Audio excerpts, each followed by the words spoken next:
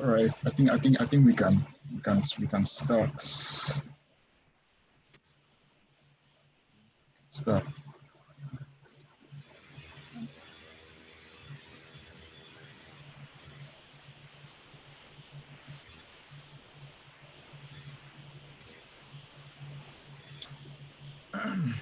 Hello, dear viewers, and welcome to this wonderful platform. For some time now, we started a series on relationships, and so far, it has been awesome. I mean, I can tell from all the engagement, the questions, and all the comments you all shared in the last two episodes. And I promise you that today we are taking things to the next level. But before we go there, if this is your first time here, please I encourage you to click the subscribe button and press the bell to get notified on our upcoming videos. And please also like this video and share with all your contacts on social media so that they can benefit from whatever is being shared here today. Because I can bet you they'll definitely be interested in learning all we have to share today. So for today, we have much more planned for you, as I earlier said, and we are taking things to the next level. Our focus today will be on how to build a relationship. Okay, that is after you've started the relationship. Okay, this is the next step. Okay, that is it's important to know exactly what to do, what to avoid. Okay, so we'll be giving you practical tips today on how to build that solid relationship to the point of eventually engagement, and why not getting married. All right, so as usual, we have today with us our wonderful guest who was here in the last two episodes and gave us brilliant presentations, and she will be doing the same today. In fact, she'll be doing even much more. So without wasting any more time, I'm going to hand over the floor to our guest, Dr. Mrs. Ngaka. Please, you have the floor. Hi everyone. Um, Good evening, good morning, good afternoon, depending on where you're watching from the world. It's a pleasure once more to be here to talk to you about relationships, to talk to you about singlehood, to talk to you about marriage. It's been an exciting journey from the first day till now. And I believe and hope that you learned at least one thing that can better you in your relationships, or one thing that you can use to advise your friends, your peers, or anybody in your sphere of contact. So, from the first day, we spoke about maximizing your singlehood. That's making sure that everything you did, every step you take during your singlehood leads to the divine purpose of God for your life. That is to say that everything you did during singlehood should sum up to fulfilling the mission and the vision for which God sent you here on earth. So that's what you should focus on when you're single and even when you're married as well. So you focus on the vision God has for you by getting to know God in the first place and getting to know His purpose for you, and then accomplishing that purpose. Secondly, during singlehood, you need to focus on preparing yourself for marriage. That's for those who intend to spend their lives one day with some other person. You need to prepare yourself for marriage, prepare yourself for a relationship with another. Those are the two things that you do and focus on during singlehood. Now, how do you know you're ready? How do you know it's time for you to get into a relationship? That's when you start looking at yourself and at how mature you are physically, spiritually, financially, and socially. We had a discussion last meeting on the different indicators that could lead you to be sure you were ready to get into a relationship. I remember we spoke about physical maturity. You need to be developed physically. You need to have developed the sexual characteristics. because marriage is not for babies, it's not for young girls, it's not for young boys. It's for those who are mature physically.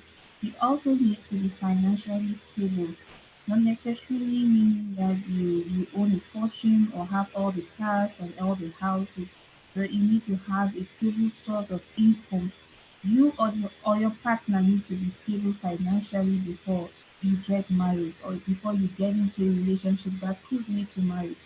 The third indicator was about social maturity. You need to be able to interact with people, accommodate them, and also show that you can contribute to the other person's life because you're getting married to bring into, you're not just getting married to take, you're getting married to bring um, a positive impact in the other person's life. So you should be able to support others, you should be able to interact with them, to tolerate them, to accommodate them in your own space. Another indicator was mental maturity. You need to have good judgment. You need to be able to analyze things very well and bring about good decisions because that's the only way you're going to be mentally stable in your relationships. And the last but not the least is spiritual maturity. You need to be mature spiritually. You need to know how to listen to the voice of God. You need to know how to respond to his voice and his leadings.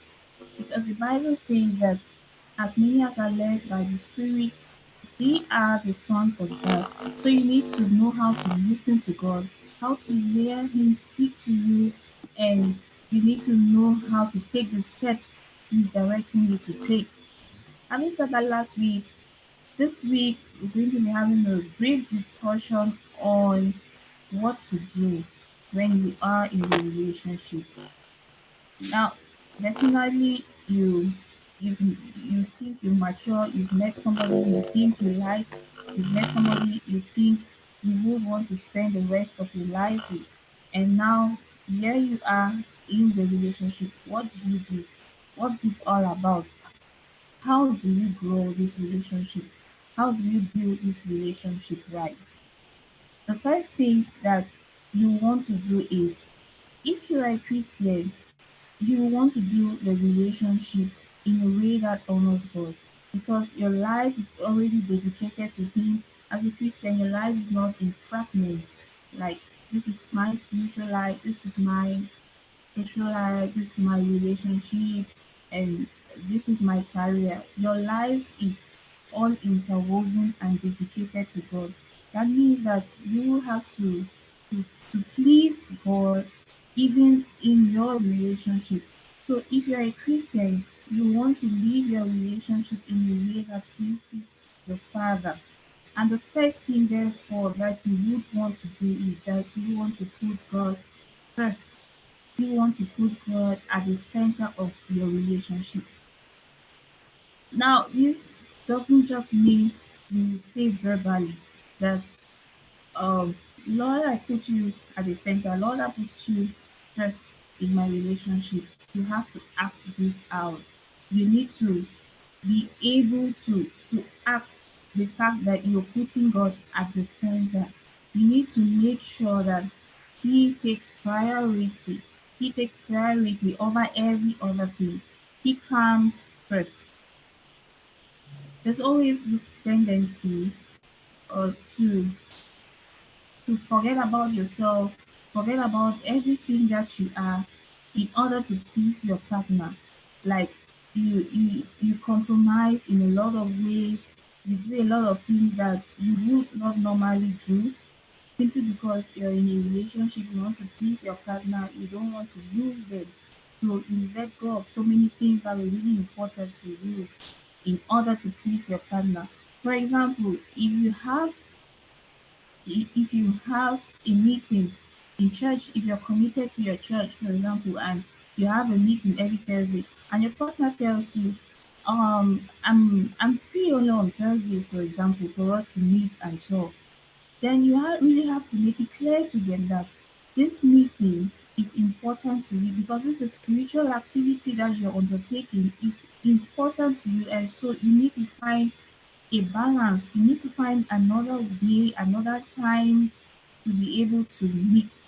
Instead of telling him that, okay, we're gonna go out on this day, even though I have a meeting, well, I'll see what to do about it, but I will catch up with the appointment we have.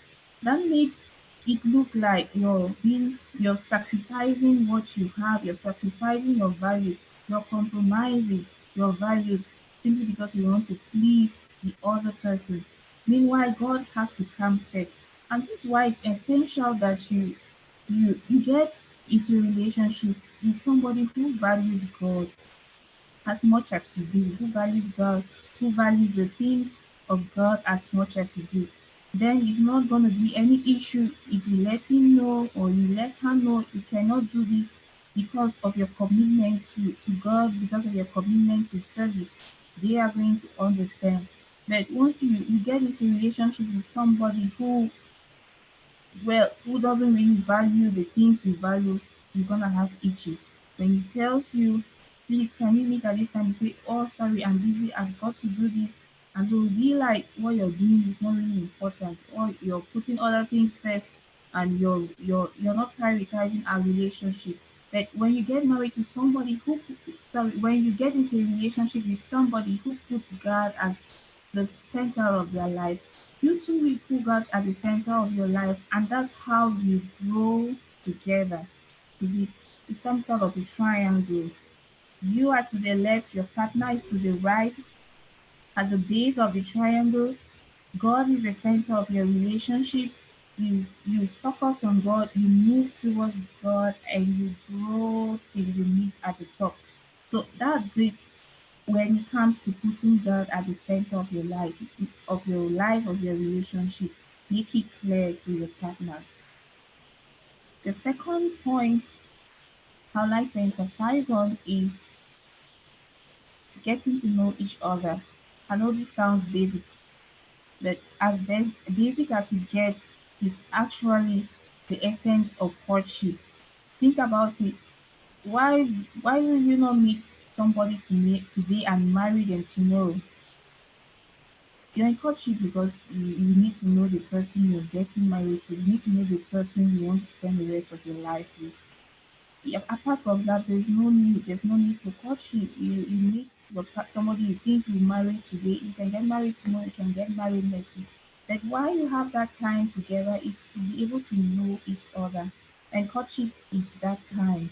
You need to maximize courtship. You need to maximize the dating time to know your partner. When I say know your partner, it's not some casual knowing. I know him, he lives here, he works here, he has this number of siblings, or he was born on this day. Knowing your partner goes far beyond that.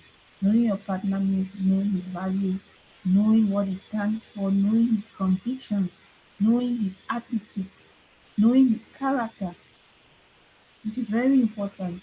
You can you can know your partner just in your own sphere. You can know your partner by him looking at you. You get to know your partner truly when you watch them interact with others.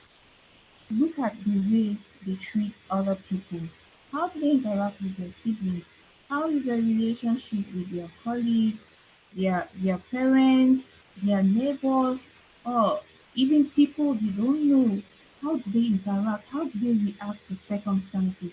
You don't need to watch them react to circumstances that concern you both, because there could be a tendency that he or she try to mask how he reacts, and just to cover up certain things while waiting for when they really have it all together to unveil themselves. So you need to be keen. You need to be watchful. How does he interact with people? The way the way your future spouse treats other people is the same way they're going to treat you. It's just a matter of time. If they are harsh towards other people and they're nice to you, don't be deceived. Don't think that, well, they're nice to me and it doesn't matter. The way they treat others is the same way they'll treat you eventually.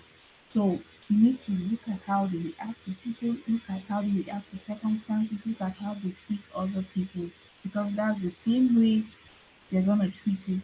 If they are violent, for example, they don't need to be violent towards you to be able to know that they are violent. If they are violent to others, it's just a matter of time to become violent to you too. So you need to shine your eyes, like they say. When I was growing up, I I heard one of these mothers in church say,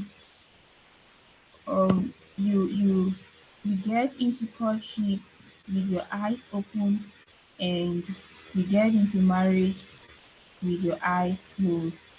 Well, at that time, I just heard the statement that having been married for almost 6 years now, I think that she made a lot of sense in what she said.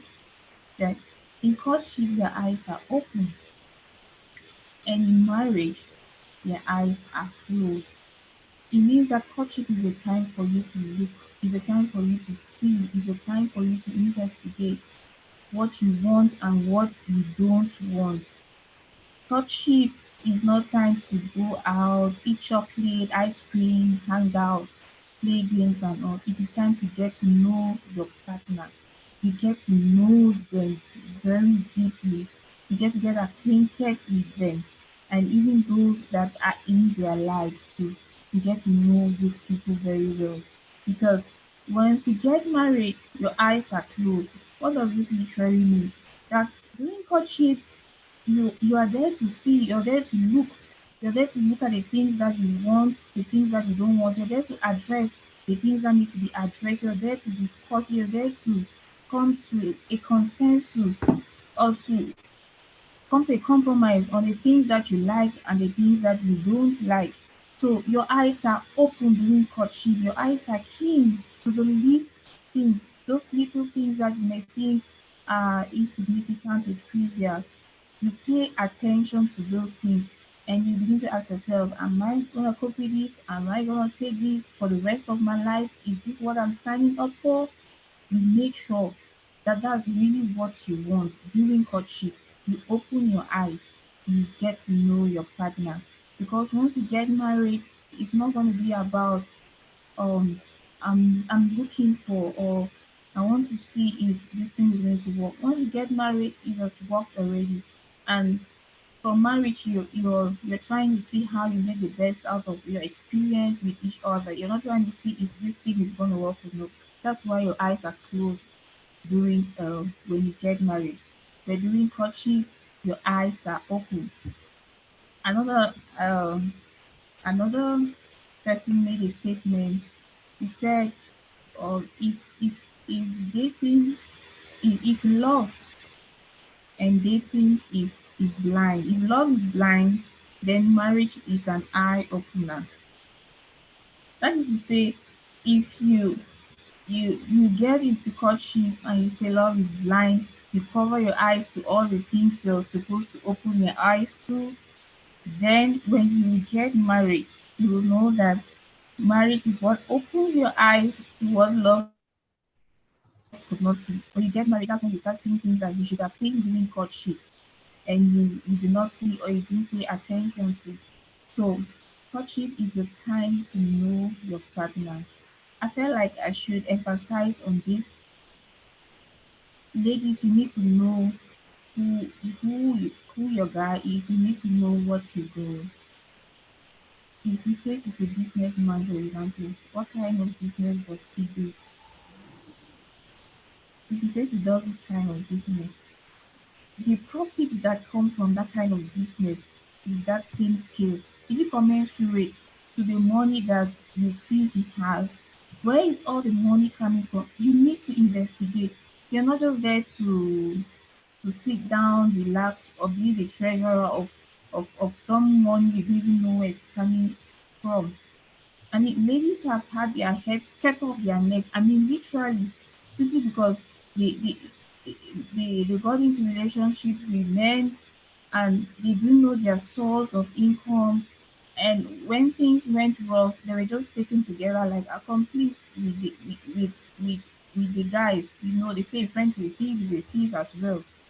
So you need to know, you need to ask questions to be clear about many things. You're married, your partner is working, know what they do, know what they earn, know the money they make and how they make their money. You need to know them, know their background, know their family. There are many people who have gotten married, many ladies, for example, have gotten married to men who are married already and have children. I'm not talking about a man who is married in another country and comes to another country and meets a girl and they get married. I'm talking about a man who is married in the same town, has children in that same town, and is getting married to another lady in the same town. So tell me how it happens. You need to know who you're getting married to. You got attracted to this person, you've decided to get into a relationship, yes, that's it. Then you need to know them. So you need to investigate. You need to make sure you know your partner during courtship. It's not just time for fun to go out, hang out, eat nice food, go to nice places. Yeah, that's good, but make sure you know your partner very well.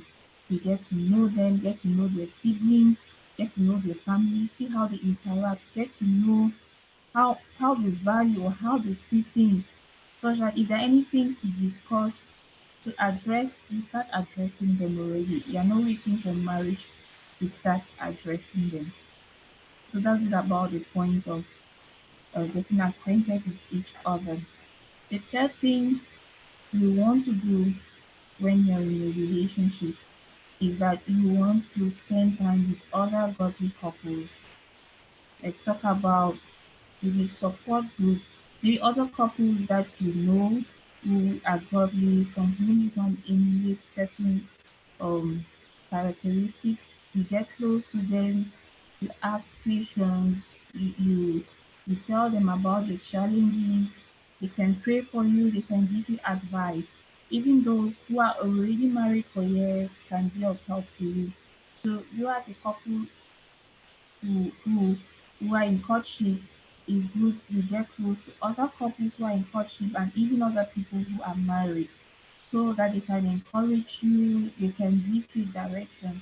There are certain things that you will face during your courtship that you will think uh, are weird or absurd. But it's only when you get to talk with other couples, with other people, that you begin to realize, oh, this thing is normal. Like, well, this is how a man behaves, or this is how a woman behaves. So you will not feel like you're in a relationship and this is happening only to you. You realize it's happening to everybody and you will know how to handle those things. So it's important that you get close to other people that you look up to as role models, other couples, to be able to have this advice and encouragement from them. The fourth thing you need to do is to practice spirituality together. I would say this is this is the highest level of intimacy you can develop with your partner during courtship, practicing spirituality together. Some people say physical intimacy is the greatest bond or the greatest glue that can bind two people together. But I would say spiritual intimacy is that's the greatest bond that can bind you together. You practice spirituality together. You pray together. There are a lot of things that you want to pray about if you are in courtship and you're planning to get married. A whole lot of things. Now you choose the days. It could be weekly, once a month, depending on the schedule. But you find time to pray together. Not saying you go and pray behind closed doors, but there are a lot of avenues where you can pray freely together. You can go to church during off hours, you sit down, you study the word of God and you pray. Praying together is a very strong bond that you can build with your partner. As a Christian, you pray together. There are a lot of topics you can pray about. There are a lot of things you can share from the word. Even your past experiences of God. That's the time you sit down with your partner and you share with them. Maybe something God told you, God spoke to you about, something you did and the Lord corrected you, something you asked God for and He gave you. Those testimonies, those experiences are necessary to be shared with your partner. So during those prayer moments, you come together, you sit down, you speak you study the word and you speak to each other, you edify each other. Courtship is not just the time to talk about everything and nothing. You just joke, talk about others, talk about this, talk about that, yeah, talk about your future children, how you like your house to look like and all that. That's important. But you also need to find time to edify each other spiritually. Iron sharpeneth iron. So you encourage each other, you pray for each other during their challenging moments. They might have challenging times. You make time to pray together. It's good to pray individually, but it's necessary that you come together once in a while, weekly, monthly, to pray together and study the word. It's also important that you attend services together. Now, if you're in the same church, it's pretty easy to go to church together and listen to the word. But if you happen to be dating somebody who is not in the same church, or maybe they are even out of the town, you're not in the same geographical location, you could always allocate some time to fellowship together once in a while with your future partner. That still helps to bring you together spiritually. It helps you build that bond, the strongest bond that you could ever have. You support each other too in your different visions. You have your visions, you have your mission, you have the things that you want to do, you have goals that you have set in your life as well as your partner. So this is time to support them in those things. If they're struggling in anything, there's a way that you can help them, you help them. If they're struggling in their studies, for example, they have challenges at their workplace, you encourage them, you help them. You see to it that they actually get to their targets, to get the goals they have set for themselves. So all these things of about practicing spirituality is actually the basis. That's what builds the bond between you. And I think it's important to focus on when you're in a relationship. You focus on your spirituality together. Yes, you build yourself up spiritually. You're not mature. Now it's time for you to come together and encourage each other spiritually in whatever way you can. And the last but not the least thing that you need to do when you're in a relationship is that you rely on God completely for any challenges you could face. No two relationships are the same. There are different things that will come up that could stand as obstacles, challenges to your union or to your future relationship. You need to rely on God completely, you dedicate it into his hands and let him lead the way. After doing what you can do, putting all the efforts that you can put, you then rely on God completely for him to take control. Now, having said that, we move on to the things to avoid. What are those things that you should avoid when you are in a relationship? Um, I don't have much to say about that, but this is my 2 cents on the things you should avoid when you're in a relationship. The first is you should avoid becoming physically intimate too soon because it masks the other person's flaws.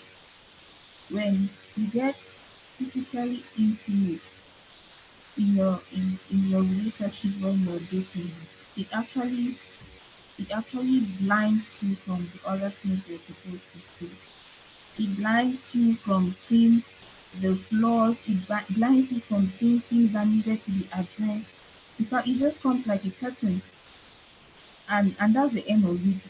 Because physical intimacy is what is supposed to consummate your marriage. It comes at the end to consummate all that is built. But if you start by consummating all that is built, then at that point I think there's no need to continue. You should as well get married and let it go and take it off from there. Because you're in a relationship because you want to know your partner. Once you start having this sexual intimacy, I think everything comes to a standstill. You don't see what you have to see, you don't hear what you have to hear, and you don't even say what you have to say because you're already bonded, you're already intertwined. So that's the last step in consummating your marriage. If you have to start getting intimate at this point, then you will not achieve the purpose for your courtship. You won't achieve. You will not achieve that purpose. There are a lot of things that you will just see in marriage and you will see how to deal about it. Meanwhile, you should have dealt with all of these things in courtship. And when I say you you don't get intimate with your partner, it's not for you and your partner to assume. It's not for you to say, "Oh, I know he's a Christian, so he should know that we should not get intimate with each other." And I know that too, so let's go ahead. No, you don't assume, and your partner assumes, and you both assume. You need to sit down and talk about it. Talk about physical intimacy. What do you want? What boundaries can you set? What are the things that you will do to avoid physical intimacy um, from interrupting the flow of your relationship? Those are things that you need to sit down and discuss verbally. You don't assume, you don't just think about it. If it's so embarrassing to you at this point, then I don't see why you're in a relationship with your partner.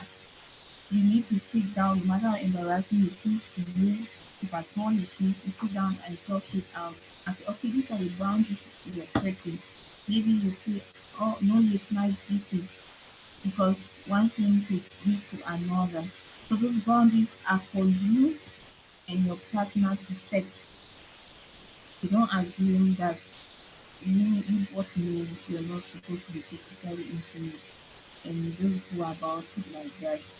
You sit down and be intentional about it. The second thing that you don't want to do when you're in a relationship is that you don't want to assume roles like you were married. You don't want to assume roles of husband and wife. If you're in a relationship, you're in courtship. The fact that you're dating doesn't mean you're his husband. It doesn't mean you're her husband. It doesn't mean you're his wife. So you need to be able to draw that line and set boundaries. It's true that during courtship, you can help your partner. There are things you're going to support them in doing, but it doesn't mean that you assume those roles completely, like you wear their spouse. For the ladies, for example, it's not time for you to go to his house all the time. You do his laundry, you do the groceries, you cook for him, you clean for him. I mean, some of some of your partners even still live in their family houses. You go to their family houses, you start cooking and cleaning up and doing all those things. You are not their wife, you're their girlfriend, you're not their wife. So you could do those things once in a while to help.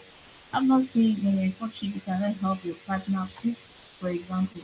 But that's not a lifestyle. It should not become a routine that you go to them, you do all the chores for them like you were their wife. The same thing goes to the man. The woman shouldn't expect that she has finally found a sponsor. You're in a relationship, you're supposed to take care of yourself. You take care of yourself. You stop expecting that the man will just take up all the financial responsibilities that maybe your dad had or you had. You take care of yourself. Well, if he gives you fine, if he doesn't give you fine, but don't make it an obligation that because this guy is dating you, he has to pay your school fees, he has to give money for this, he has to sponsor you in this way or the other way. No, that man is not your husband, he's not yet your husband. So you need to put those boundaries and draw the line and know that you're in a relationship leading to marriage. And that's as good as it gets. When you finally get married, you're going to assume the roles as husband and wife. But at the moment, what you need to get to do is to know your partner. So to sum it up, that's my 2 cents today on growing your relationship. My husband is not here to give any other contributions. However, he extends his greetings and love to you. We hope he's going to be there on our next session. So if you have any questions, I guess I'm ready.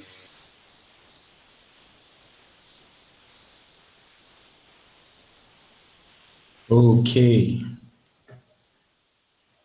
Hello, everybody. Uh, Hello. it's it's good. It's good to be live with all of you and with Manjit. What a powerful lesson! And I'm sure, like myself, each and every one of you was blessed. Each and every one of you was, you know, has learned one or two things as far as relationships are concerned. And I think we are at the peak of the matter, building, you know, relationships the right way. And I like the way it was sent to me. Um, the right was in bold, like the right way. Okay. And I think all that our speaker has been saying it has been tailored towards that, building it the right way. Because, buildings can be constructed and after 5 years or so they collapse. But what makes the building stand after so many years is the rightness with which the building was built. So we are going to go right into questions and answers, and this is that interesting part. There are some people we had last time. I'm seeing Therese. Oh, I'm sure she has so many questions. Can I see your notebook, Therese? Hello, Therese. Thank you very much. I can see it. Okay. Well, set for your questions. Ryan, hello. Amandine, I can't see you again, but I'm sure she would pop up anytime soon. So, questions? Any questions concerning the lesson? Building relationships the right way. Building relationships the right way. Any questions?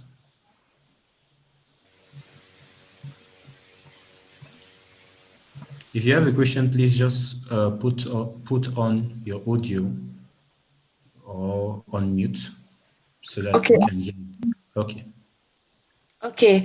I've actually been in a discussion where there was some controversy concerning the intimacy stuff that the Auntie Edith mentioned, and some people Okay. were like, "It's not a bad thing as long as you're not sleeping with the person. It's not a bad thing." So, what is your take on that? Is it actually a bad thing? Because some people are like, no, as long as you're not sleeping with the person, it's good for bonding and all of that. So what I want to understand? What's actually the right thing? Well, maybe I don't get the question well. Okay, I What is said, not right? mhm, What is it that's a bad thing? pardon. Maybe I don't get your question well. Therese, What can is you it? please rephrase your question? What Okay, is that thing that you're asking whether it's good or bad? okay. Like for example, in forms of intimacy like holding hands, a peck, a kiss, a hug. Some people are like, no, you're not supposed to do any of that. You're not supposed to do any of that until you're married. And then some other people were like, no, but as long as you're not sleeping with the person, that's fine. So I just want to understand what is the biblical concept of it. Okay, all right, I get you now. So if I Yeah. understand you well, you're asking me if hugging, pecking is actually bad Yes. regarding sexual intimacy before marriage. Well, Yes. I'll say this a bit of a gray area, right? Like it's not white, it's not white and black, so it's a bit tricky. But I would say that you best know who you are, and your partner knows who they are. Yeah. Like it's normal for you to talk in any other person. It's normal to give your friend, your mom, your dad a text. But then when it comes to your partner or somebody you're having a loving relationship with, it becomes tricky because one thing might lead to another Mm-hmm. depending on the person, depending on the individual. For some people, it might mean nothing to them. Some people have never really had a pet in their life. Mm-hmm. Yeah, some people have never experienced that. So it's just a first time experiencing or having to receive a pet, it might just get their head spinning. But why some people say I don't even want anything, I don't even want to hold your hand, it's probably because they know who they are and they don't want one thing to lead to another. And for some people, they are indifferent. We all have different love languages. Some people have the love language of touch. With those people, it might be tricky if you touch them in any way. Like you could just touch them the way you touch other people, but the touch is not the same to them. So why will you not avoid it if you're that kind of person? Like I said, it's a gray area. There's no right or wrong when it comes to petting, hugging, but you should be careful as you know yourself and as your partner knows themselves. I don't know if I've answered the question. Yeah. Thank you. Okay, I think that's a very good question. Thank you, Therese, and thank you, speaker, for that enlightenment. Because someone said a relationship is like a slippery ground. Okay, Yeah. you need to be careful what kind of pressure you're inviting on yourself, because pressure is what's going to drag you to fall. So exactly, gray areas, you know yourself better, you know what you can support in terms of pressure, and you know what to avoid. Okay. Hello, Ryan. He's looking so focused. Yes, hello. Hello. I'm sure you've been listening very keenly, Yeah, I've and listened. I'm sure you have questions as well. Any questions from your end? I had the same question like Therese, but she has already asked it. Yeah, Ah, I okay, had the same okay. question. Yeah. Okay. You know what? Therese is just waiting for other people to show if they have questions, because she has a long list. So she's like, okay, anybody, let me not try to steal the show. But hey, Therese, you're not stealing the show, you're my co-coordinator. Okay? Okay. I'm honored. So so feel free to dive right in. Any other question, please? Okay.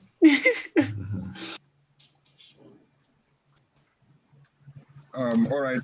This a question that came in from the live chat.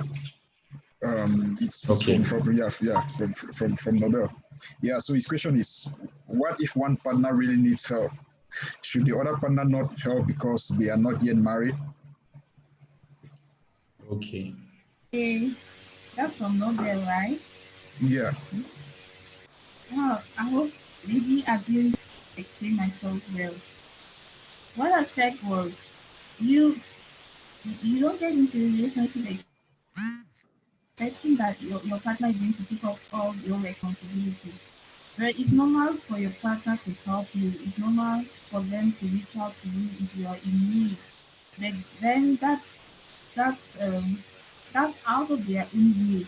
I don't feel like we have any obligation to do that because some people actually think that their partners are obliged to do certain things because I'm dating you, for example, you have to come and cook for me, you have to come and clean up as a woman. Because I'm dating you, you need to take care of all my needs. There's no obligation that if your partner is in need, then that's divine of you if you reach out to them and help them. I mean, that's cool. And then you're not obliged to. But that's kind of you. Fine if you can help them out, reach out to them when they are in need. But courtship, doing courtship, there's no obligation whatsoever to to do what you think you should do because you're not yet married to them, even though you're looking forward to them. So, Nobel, I don't know if I've answered the question. Okay. Thank you very much. I think Nobel is going to um, text to indicate if he's satisfied or not. But I think that was crystal clear. Uh, I think it goes back to the slippery ground pressures we could avoid. Okay, as far as relationships are concerned, and I'm really learning quite much and things to avoid, and we could just save ourselves a lot of trouble by putting these basic things into practice. Any other question? Those on our live chat, we acknowledge you wherever you are in the comfort of your homes, your uh, parlor rooms, everywhere you are. We are together. Any other question?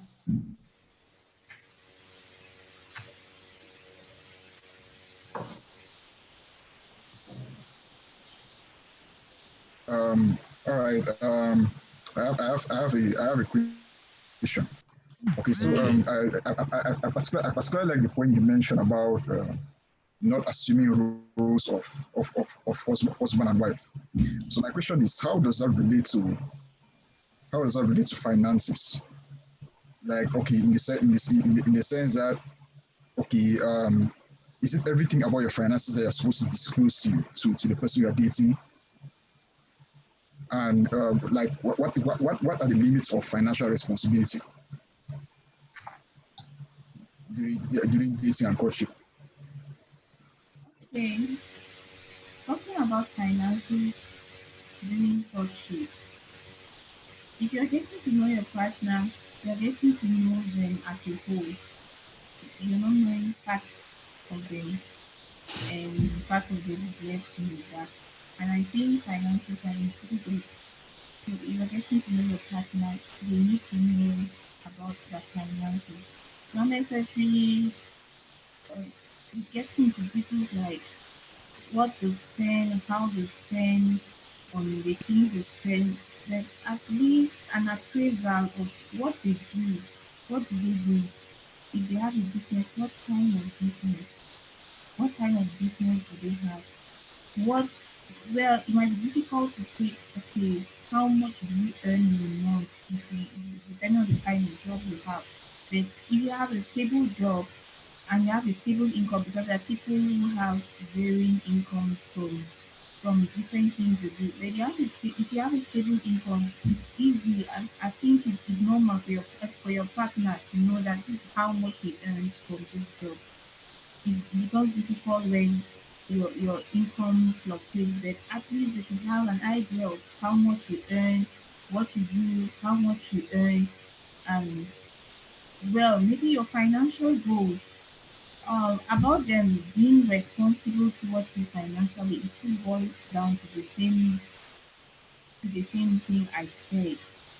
Even if you know your partner earns this amount of money, at that point when you're in a relationship, you should not be expecting that maybe he was going to do this, maybe he's going to pay off your rent or pay your bills for you because he's earning this amount of money.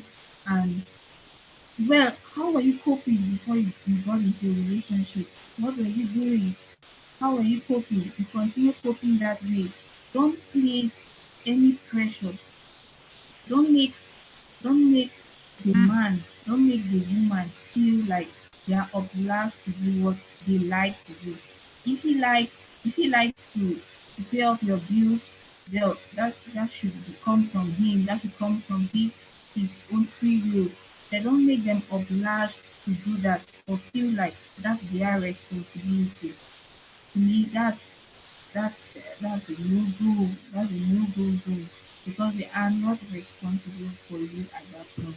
They are not your husband. They are not your wife. I I've had a funny experience with somebody I really know who dated this guy for a couple of years, and after that there was something and they broke up.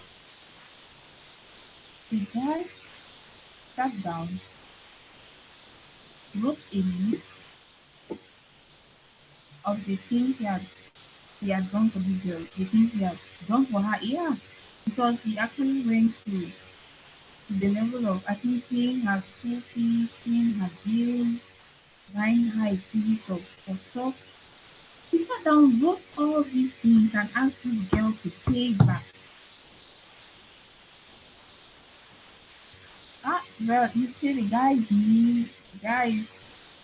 Well, I don't know the details of what used to happen when they were dating, but at the end of it, this guy sat down and said, give me back everything I've given you.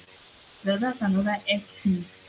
But that's what happens when you allow somebody to actually take up something that normally they would not have done that. So they are not yet married to you. They are just dating you.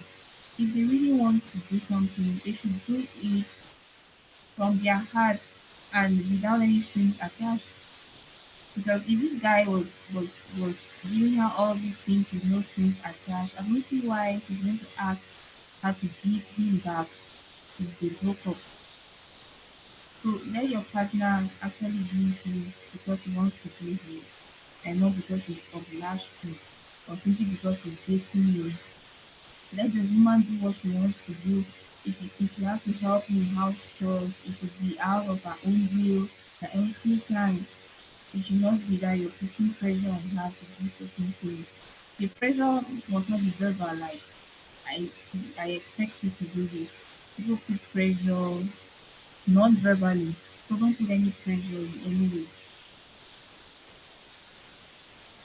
Okay, Right. no pressures, and we should, no paybacks. I guess that's in order as well. That's quite an interesting story, and we are learning from that as well. Um, I have a question of my own.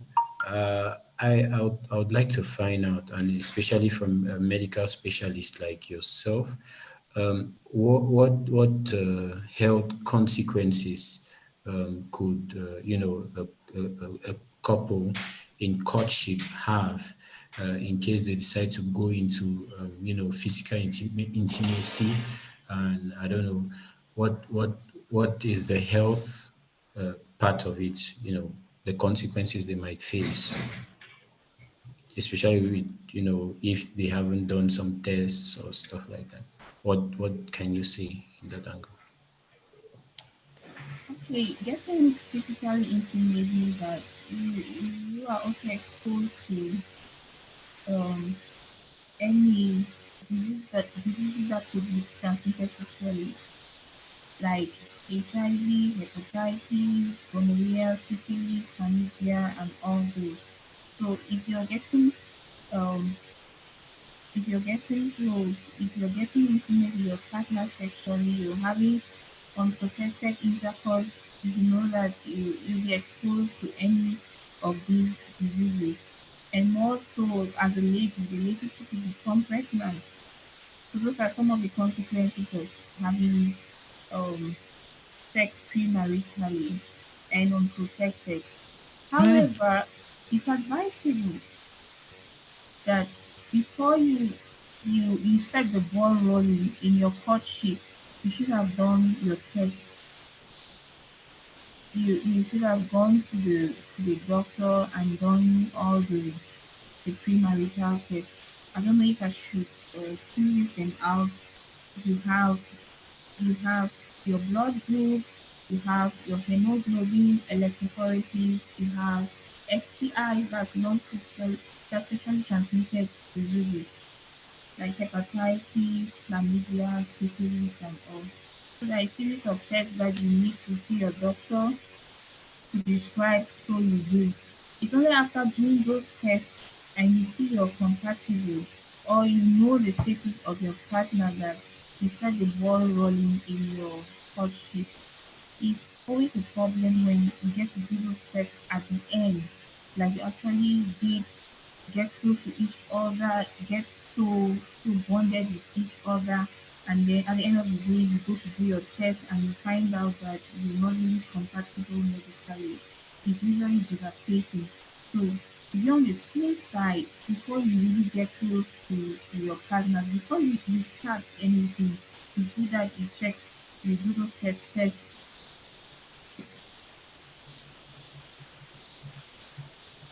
Okay, do your tests first and be on the safe side as far as the health consequences are concerned, and why not also the social consequences? Having a child when you didn't plan for it can have a way to shatter your life and the life of the child. Okay, thank you very much. Any other question? The questions are interesting, by the way. Okay, yeah.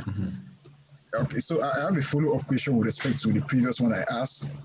Yeah, Okay. so yeah, I think the story you shared is quite was really, really interesting. Yeah, yeah. So the question I have is that it's still on the point of knowing yourself and gray areas and all of that. Is being transparent about your finances not also going to be kind of like a trigger? Being transparent, like let's say if you are earning like close to a million a month, for example, you're earning close to a million a month, for example, and you are transparent about it, isn't that going to be a trigger? Like, isn't that going to cause unnecessary strife if you review that kind of information? Like, if let's say you earn that kind of money, but yet truly I mean, you have like projects, you have other responsibilities. Okay, and for some reason your partner like needs help and you are not able to help, isn't that going to cause strife if she knows that? Okay, well, if even if she knows how much you earn, for example, and she's in need and she realizes that you can't help her, I don't think she should conclude on the fact that you just don't want to help her. If she's able to know about your how much you earn, then she'll also be able to know about your projects or your financial goals, maybe other responsibilities that you have.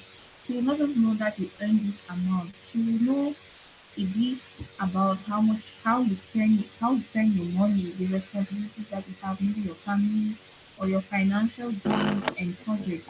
So I don't see why it's going to cause any strife if she's in need and um she knows that you earn this much and you cannot help. I think it's just going to fall in place if she knows, if you're transparent enough, it's going to fall in place. She will know.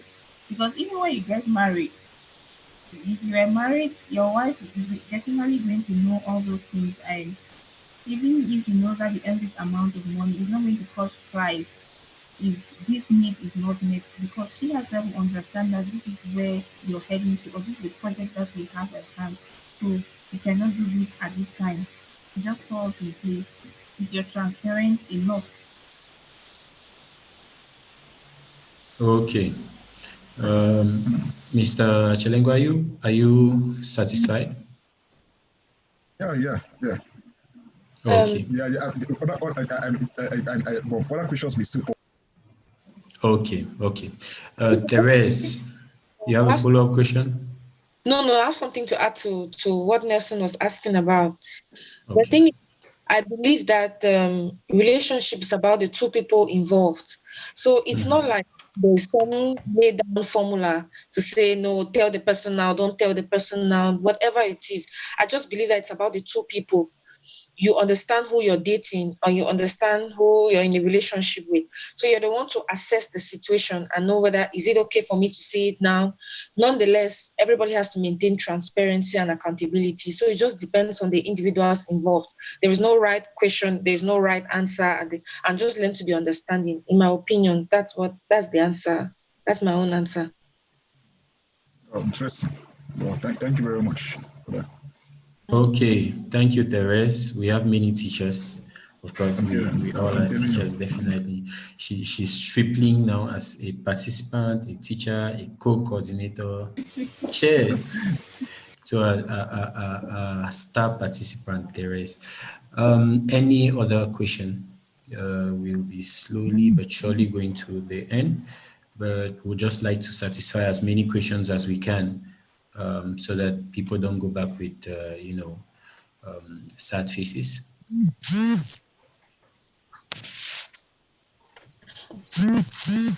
Therese, you're just observing today. Any questions? No, I don't have any question for now. Okay, But, yeah. okay. Mm-hmm. Okay. All right. I have a question. Yeah, it's still about the finances stuff. All right. Yeah, so I've learned like I'm someone who does business. Okay, and yeah, I've learned like I've learned about finances, and I've learned that it's advisable. Okay, it's not advisable to share details about your finances to just anybody. Okay, so I guess I'm trying to reconcile the two. Like, okay, so like should I do it, or like I mean so I guess I'm wondering, like, is it okay, like, to not do that? Is it okay not to be transparent about that? Wow. So is it okay not to be transparent about Yes, about your your finances. finances? Yes, Like yes, you don't let your partner know how much you yes, earn, yes. or Or not until you're married. until you're married. That they just know you because work. because yes, because you're not sure whether I'm not sure whether we'll get married. So, you know, Where I don't think your partner will take you to court because you've not told them how much you earn. Except they came into that relationship for that. But there's always a way. There's always a way to, well, not necessarily telling them this is how much I earn. But if you have an idea that, yeah, you work this way, you this is what you do with your money, or this your financial project, they will not take it to court because you've not told them I earn 1.5 million in one. They will not take it to court for that. But you should be able to know how you manipulate your finances and what your goals even are, because they need to know if they are getting married to somebody who is a spendthrift, somebody who is extravagant, somebody who spends all the earned, somebody who's, I mean, who doesn't save, or somebody who saves too much and doesn't spend. They need to know that. I think it's like fair on them. They need to know the kind of people they are getting married to. Some ladies cannot um cannot put up with a man who doesn't um cannot put up with a man who doesn't support some extravagance. There are men who don't support that. They cannot stand a woman spending money anyhow, like just lavishing money, spending on clothes, buying shoes and all that. And there are men who can tolerate that a bit. So how will you know that your partner is that way if you don't even know how they spend their money or what they do with their finances? There's got to be some level of transparency at least. You might not reveal every detail of it, but at least there should be some level of transparency so that you get an idea of how you spend your money or how you manage your money. So it's okay. It might be okay for your girl. It might not be okay for her. You might say, "I'm not going ahead with this man. I didn't know how much he spends. I didn't know he's going to take care of me when we get married." That's up to her. It's a choice. But another woman will maybe care how much you earn. They might not even want to know. So depends on her. all right. Okay.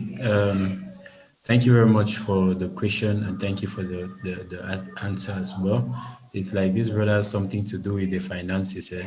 These millionaires like that, or millionaires to be, they want to make sure that their money is safe. But however, I think it's been said on the part of the lady or the other partner.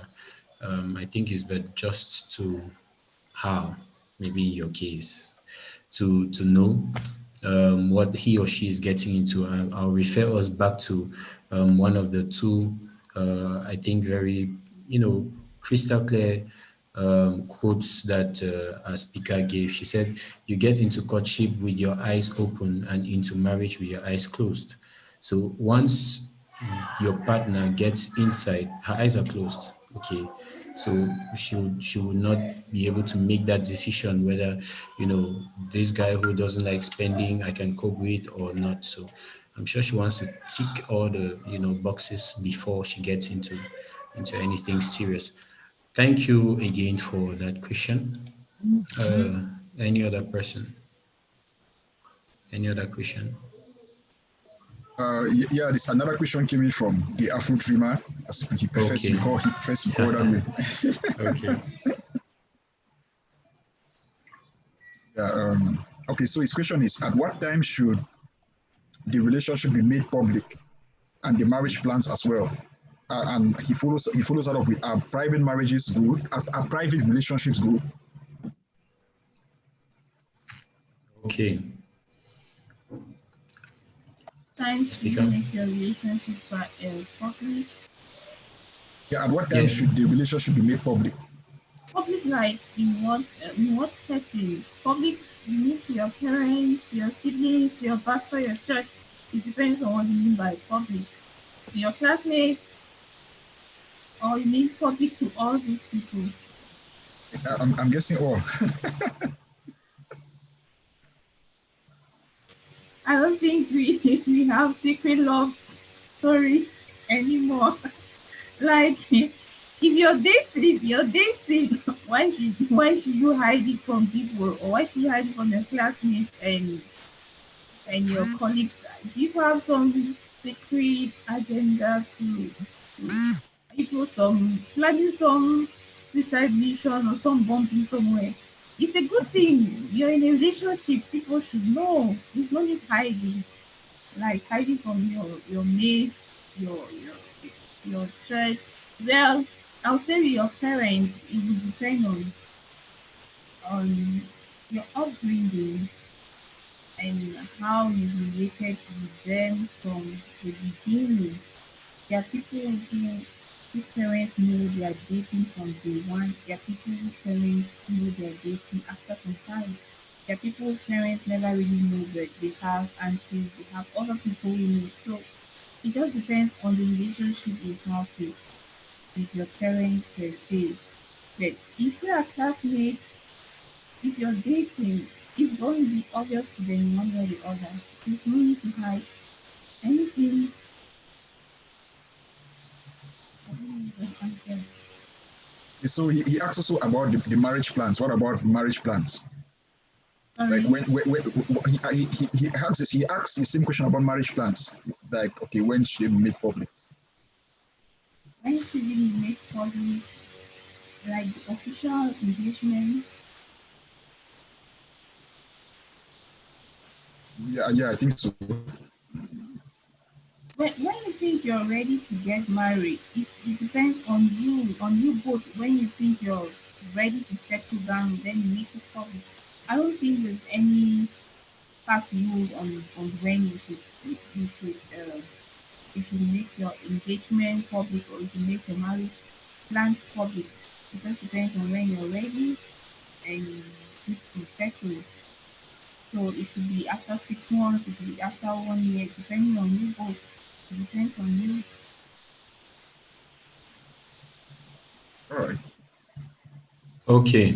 I hope wherever the Afro Dreamer is satisfied with those. However, I would just like to take us back to the first question he asked. Bon, this second time though, about when to make it public, and I don't know. Maybe I'm trying to understand the angle from which he is coming. Some people are kind of, you know, um, introverts, okay, or they like to, not to share their business, or not have too many people know what they are doing. But of course, depending on our circles, and it's sometimes eventually, comes out to the public.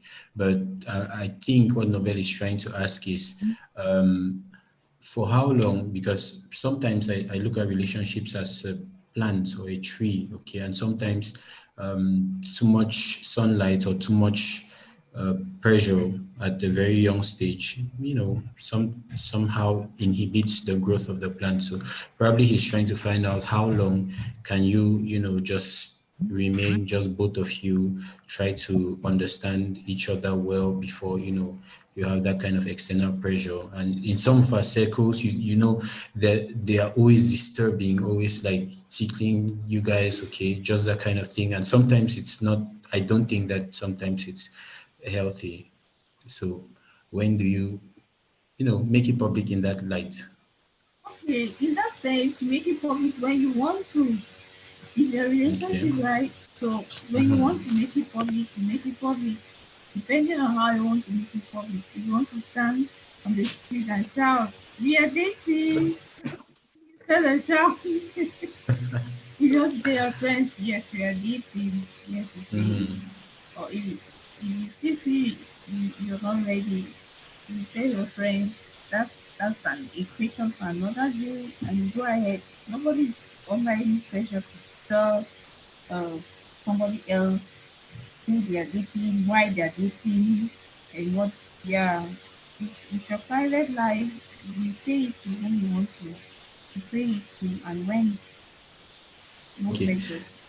So I think that it's essential for the two of them to agree to make it public, Sure, sure. because You're one not in person a may be relationship private. alone. Definitely. Okay. Okay. I think that's settled. Um, any other question?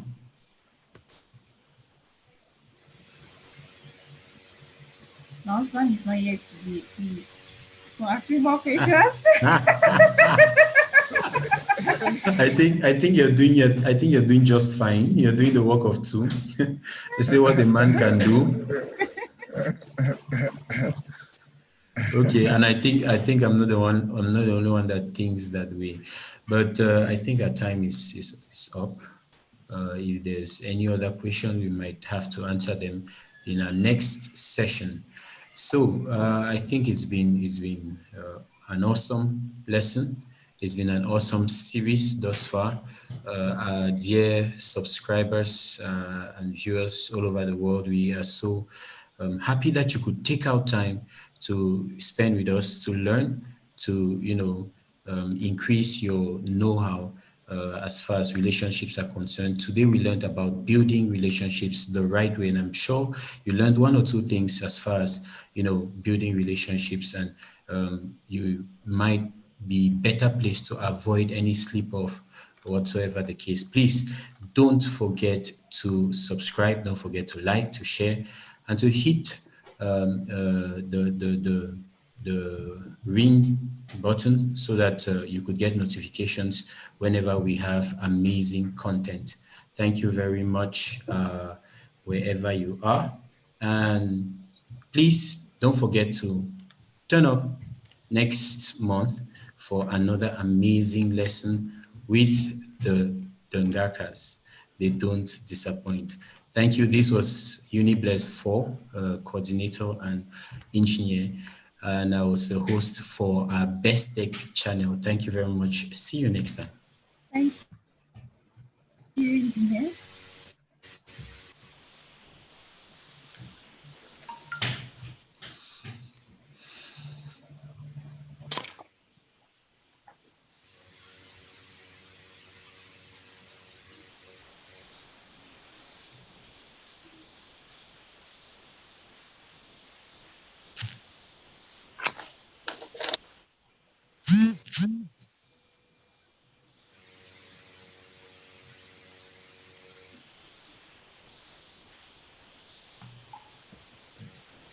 Are we still live?